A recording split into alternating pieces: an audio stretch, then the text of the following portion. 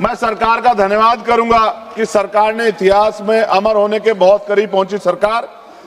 बस general Dyer की तरह गोलियां नहीं चलवा पाई, लाठी चली, आंसू गैस के गोले चले, पैलेट गन चली, बिहार में तो AK-47 चली, करंट लगाया गया। ऐसा लग रहा था सरकार अपने देश के छात्रों से नहीं बल्कि आतंकवादियों से लड़ रही है। मैं पूछना चाहता हूं, भ्रम में छात्र हैं या बार बार विफल होने वाली व्यवस्था? वह किताब से कम और मोबाइल के नोटिफिकेशन से ज्यादा डरता है कहीं फिर से पेपर लीक, परीक्षा रद्द या दोबारा परीक्षा खबर ना आ जाए। सरकार कहती है सब नियंत्रण में है, लेकिन अगर ऐसा है तो बार बार व्यवस्था विफल क्यों हो रही है? कहा जाता है कि मेहनत का फल मीठा होता है, लेकिन आज छात्र पूछ रहा है कि पहले यह तो तय कर दीजिए कि मेहनत का फल मिलेगा भी या नहीं मिलेगा। मैं उन 20 से ज्यादा बच्चे जिन्होंने आत्महत्या की, नीट की इस व्यवस्था से पेपर लीक जो हुआ उसके कारण, मैं उनको आदरांजलि पेश करता हूं और उनके परिवारों को प्रकृति संबल दे ऐसी कामना करता हूं। और जब मैं बात शुरू कर रहा हूं तो ये कहूंगा कि अच्छा लगेगा अगर देश के प्रधानमंत्री उन बच्चों के परिवारों को बुला के संबल दें, उनके दुख को सुने। सभापति जी, आज देश का छात्र पूछ रहा है क्या उसकी सफलता उसकी मेहनत तय करेगी या पेपर लीक गिरो?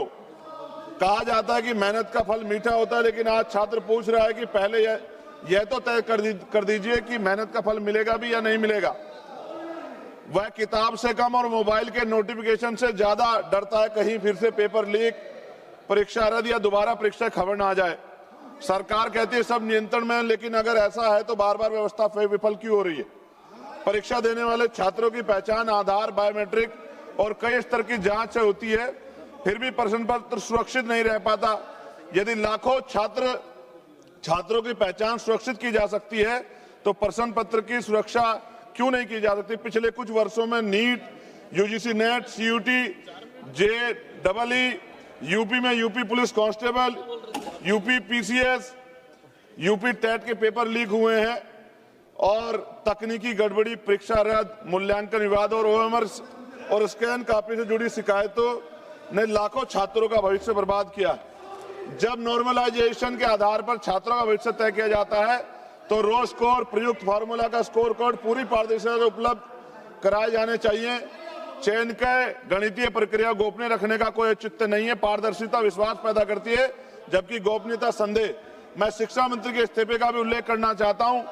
छात्रों से क्षमा मांगने के बजाय उन्होंने लिखा कि छात्रों को भ्रम के कुचक्र में नहीं फंसाना चाहिए। मैं पूछना चाहता हूं, भ्रम में छात्र हैं या बार बार विफल होने वाली व्यवस्था? इस पेपर लीक और भर्ती घोटाले के विरोध में 20 तारीख को जो छात्र सड़क पर उतरे थे, मैं स्वयं उस आंदोलन में मौजूद था। लाठी और आंसू गैस गोले चले, बच्चे पानी मांग रहे थे। उन्हें देखकर मुझे शहीद आजम सरदार भगत सिंह जी की भूख हड़ताल याद आई। और मेरे आज भी याद है जब अंग्रेजों से वो पानी मांग रहे थे तो अंग्रेज दूध दे रहे थे।